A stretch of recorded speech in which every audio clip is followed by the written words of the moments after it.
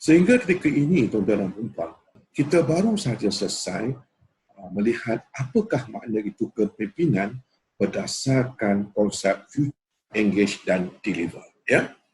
Dan bertolak dari situ, ya, mungkin ada yang bertanya, bagaimana untuk kita bangunkan kepimpinan ini yang berdasarkan konsep future, engage, deliver ini dalam diri kita.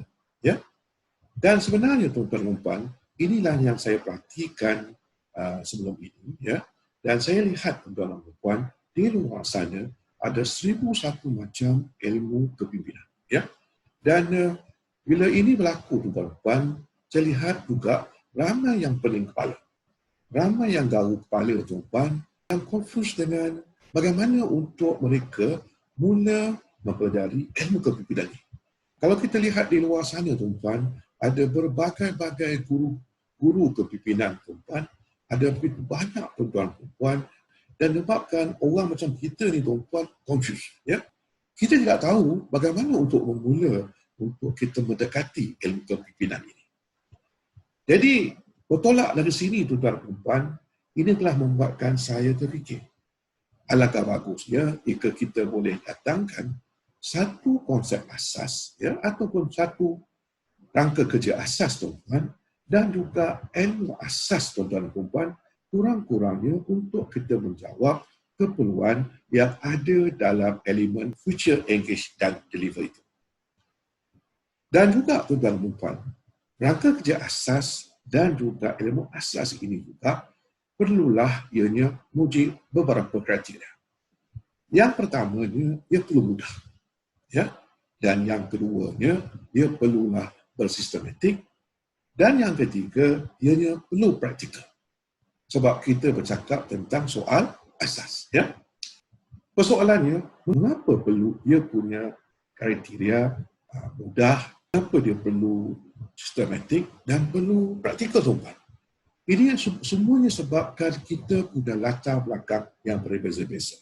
Dengan adanya rangka kerja sebegini rupa, dia sebenarnya menyediakan kita satu peta, satu map, ya, tuan-tuan, bagaimana untuk kita menjelajah ilmu kepimpinan selepas ini. Dan bila kita telah mula terdedah kepada ilmu asas kepimpinan ini, maka selepas ini, tuan-tuan, mudahlah kita untuk menerima idea-idea yang lebih dalam setiap ilmu kepimpinan itu. Ya?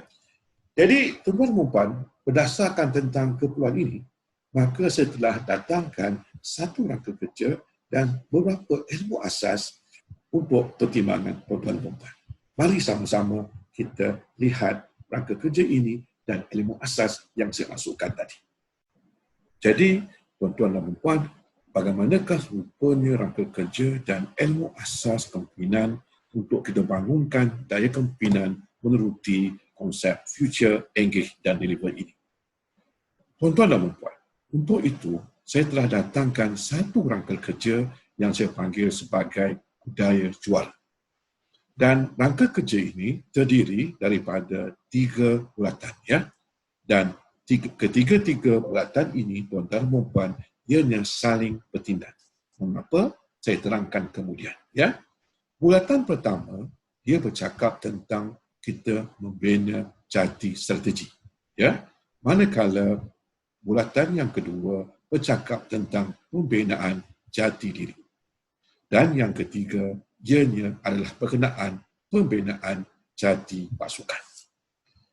Tuan-tuan dan puan, kalau kita lihat apa yang terlayar ini, ketiga-tiga jati strategi, jati diri dan jati pasukan ini adalah merupakan ilmu-ilmu asas yang sangat diperlukan oleh seorang pemimpin. Dan tuan-tuan dan puan, perkara kedua daripada rangka kerja ini ialah kita perlu melihat dan menelami ketiga-tiga ilmu ini secara bersepadu. Dia tidak boleh kita lihat secara terpisah. Mengapa begitu, tuan-puan? Dari pemerhatian saya sebelum ini, saya melihat, tuan-puan, apabila seseorang itu belajar tentang ketiga-tiga ilmu ini, mereka belajar secara terpisah. Mudahnya menyebabkan, tuan-tuan dan puan, dia melihatkan seolah-olah ilmu ini terpisah. Dan dia tidak tahu, tuan-puan, bagaimana untuk mengemelingkan ketiga-tiga ilmu ini dalam membentuk gaya kepimpinan. Okey, mungkin ada yang bertanya, di manakah letaknya Future Engage Deliver dalam rangka kerja budaya jawara ini? Sebenarnya begini, sebenarnya pembinaan jati diri kita bercakap tentang soal future, ya. Manakala pembinaan jati diri bercakap tentang soal pembangunan engage dan deliver, begitu juga dalam pembinaan jati pasukan kita membina engage dan deliver. Dan apabila seseorang itu mula mendalami ilmu budaya jawara ini secara sistematik, tuan-tuan, dapat kita lihat dari rajah yang tersiar, tuan-tuan, bahawa seseorang itu sedang mula mempelajari tentang ilmu kepimpinan berdasarkan Future Engage dan Deliver ini secara praktikal, sistematik dan mudah. Dan tuan-tuan dan puan, dan apabila ketiga-tiga ilmu ini telah diamalkan, lama-kelamaan ianya akan membentuk satu perkara yang dinamakan sebagai budaya juara dalam sesuatu organisasi. Ya? Dan ini semua saya gelar sebagai konsultansi budaya juara atau kata pendeknya KBJ. Dalam menyusuri setiap elemen dalam budaya juara ini, tuan-tuan dan puan, saya akan juga merujuk kepada konsep STAF yang telah kita sentuh sebelum ini. Ya? Ini adalah penting, tuan-tuan dan puan, agar apa yang kita laksanakan kerja kita ini berdasarkan sunnah Nabi, tuan-puan, dan ianya membawa berkat dan rahmat dalam setiap usaha kita. Ya? Seterusnya, tuan-tuan dan puan, bagi membina jati strategi, jati diri dan jati pasukan, telah diwujudkan 3 modul asas bagi menangani setiap 3 perkara ini. Semuanya itu adalah terkandung dalam program intervensi budaya juara 1, 2 dan 3.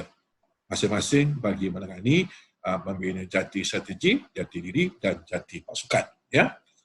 Di samping itu juga, tuan-puan, dalam setiap 3 modul ini telah diwujudkan satu rangka kerja bagi memudahkan kita mendapat gambaran besar tentang apa yang perlu kita tahu tentang pembinaan jati strategi, jati diri dan jati pasukan.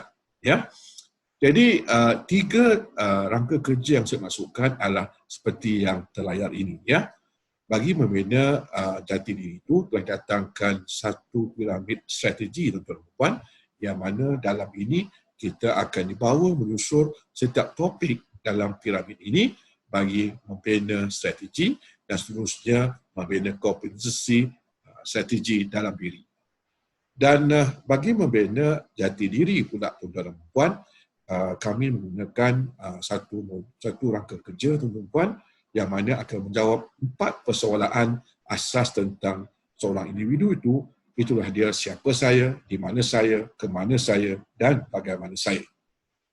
Menuruti konsep yang sama daripada jati diri, jati pasukan juga telah menggunakan konsep yang sama, ya, di mana 4 soalan tentang pasukan, tuan-tuan dan puan. Itulah dia soalan tentang siapa kami, di mana kami, ke mana kami dan bagaimana kami. Jadi dalam ketiga-tiga modul untuk rangka kerja ini, tuan-tuan dan puan, kita akan bercerita dengan lebih panjang, kita akan cerita dengan lebih dalam, tuan-tuan dan puan, bagi menjawab persoalan-persoalan yang wujud ke dalam ketiga-tiga rangka kerja ini. Seterusnya, tuan-tuan dan puan, bagi memastikan ketiga-tiga modul ini dilaksanakan secara bersepadu, maka kita akan menggunakan pendekatan plan, do, check, action. Ya. Dan di tahap plan, tuan-tuan dan puan, satu perbincangan bersama pemimpin tersebut akan dibuat bagi membincangkan tentang apakah matlamat yang mahu dicapai, yang kedua, apakah cabaran yang sedang dihadapi, dan yang ketiga, di mana penerangan akan diberikan tentang apa KBJ kepada pemimpin tersebut. Bila mana seorang pemimpin itu bersetuju untuk menggunakan KBJ ini, maka langkah berikutnya ialah kita masuk ke peringkat 2, ya, tahap 2, di mana kita akan melaksanakan ketiga-tiga modul asas program budaya juara ini. Itulah intervensi budaya 1, 2 dan 3. Selesai saja menghadiri setiap modul ini, para pemimpin itu akan diminta untuk menggunakan ilmu yang mereka perolehi untuk diamalkan di dalam tugas masing-masing, ya. Dan semestinya tuan-tuan dan puan, dalam pelaksanaan ilmu baru ini, para pemimpin ini akan bertemu dengan 1001 macam cabaran. Maka untuk itu kita akan laksanakan tahap ketiga di mana kita akan lakukan cek, ya. Di tahap cek ini kita akan bimbing pemimpin tersebut bagaimana untuk adopt dan adapt segala idea dalam 3 modul ini dalam tugas mereka, ya. Dan di peringkat akhir dalam pendekatan PDCA ini, tuan-tuan, kita akan laksanakan action, ya. Itu di mana di sini satu lagi coaching akan dilaksanakan terhadap pemimpin tersebut bagi menapasti hasil yang diperolehi dan kemudiannya membantu mereka untuk merangka tindakan penambahbaikan bagi mencapai matlamat dan mengatasi cabaran yang telah dikenal pasti pada mulanya. Sudahnya tuan-tuan dan puan, pendekatan Plan 2 Check Action ini boleh kita gambarkan menerusi satu carta perbatuan seperti yang terlayar. Berdasarkan daripada carta perbatuan ini, dapat juga dilihat di sini, tuan-tuan dan puan, 2 perkara utama bakal berlaku bila mana seorang pemimpin itu komited, tuan-tuan, untuk menuruti apa yang terkandung dalam KBJ ini. Yang pertamanya, tuan-tuan dan puan, beliau akan dapat mengembeling ahli pasukannya, tuan-puan, untuk mencapai sesuatu matlamat yang telah dikenal pasti sebelum ini dalam masa kurang lebih 6 bulan. Yang kedua, tuan-tuan dan puan, semasa seorang pemimpin itu memimpin pasukannya untuk mencapai matlamat tersebut, tuan-tuan dan puan, maka dengan sendirinya telah terbina apa namanya daya kepimpinan menuruti konsep future, engage dan deliver itu, ya. Seterusnya, tuan-tuan dan puan, sekiranya seorang pemimpin itu melaksanakan rangka kerja di atas secara sistematik dan berterusan, maka terbinalah kepimpinan yang mampu merancang dan bertindak secara strategik. Atau dalam kata lain, beliau berjaya membina daya kepimpinan berdasarkan konsep future, engage dan deliver tersebut. Tuan-tuan dan puan, apapun dalam kita memimpin ini, perkara terpenting yang perlu kita semak ialah niat kita. Kiranya niat kita betul, tuan-tuan dan puan, maka kita akan memastikan diri kita berada di atas landasan yang betul dalam usaha kita untuk mencapai matlamat maupun sebarang tugasan kita. Tuan-tuan dan puan, itulah dia, tuan-tuan dan puan, sedikit perkongsian saya dalam program Infak Ilmu yang bertajuk Ilmu Kepimpinan Satu Renungan. Moga-moga kita punya kekuatan untuk amal apa yang kita ketahui dari sisi ini. Dengan itu, tuan-tuan dan puan, saya mohon undur diri. Sekian, terima kasih. Assalamualaikum warahmatullahi wabarakatuh dan salam sejahtera.